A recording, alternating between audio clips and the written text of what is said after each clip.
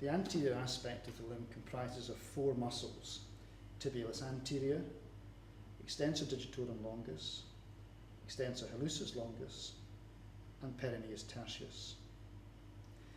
Extensor digitorum longus is the most lateral on this upper half of the tibia.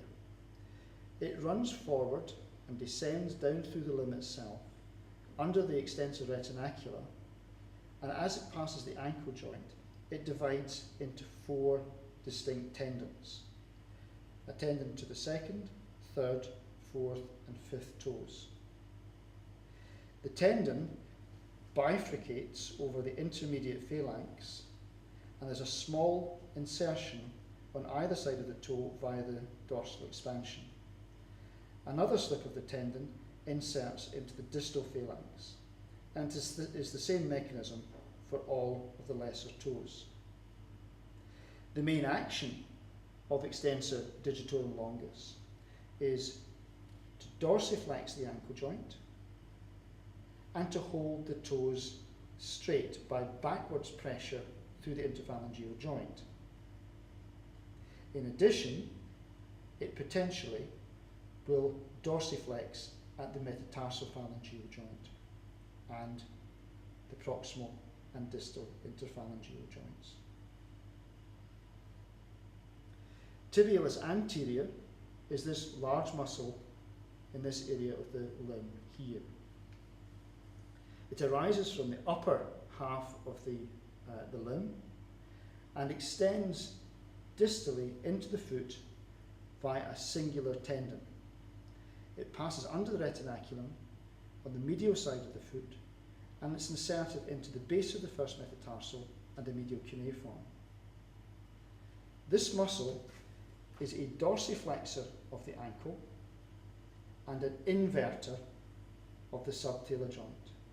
And you can clearly see the tendon on the dorsal aspect of the foot on the medial side. The third muscle is extensor hallucis longus.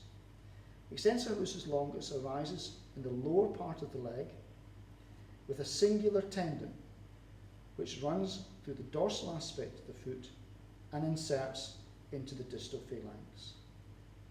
Again, the main action is it dorsiflexes the ankle joint, stabilizes the interphalangeal joint and metatarsophalangeal joint, and potentially exerts a dorsiflexion action at the metatarsal and interphalangeal joints. As you can see, these muscles are the main muscles of the anterior compartment. They all lie in front of the ankle joint, therefore all must dorsiflex. Extensor hallucis longus passes the ankle, metatarsal, and interphalangeal joints, so we'll have an action on all three, as does extensor digitorum longus. It passes in front of the ankle joint, above the metatarsophalangeal joints, and above the interphalangeal joints. Therefore, it is an action on all three joints. Peroneus tertius is a small muscle on the lateral aspect of the compartment.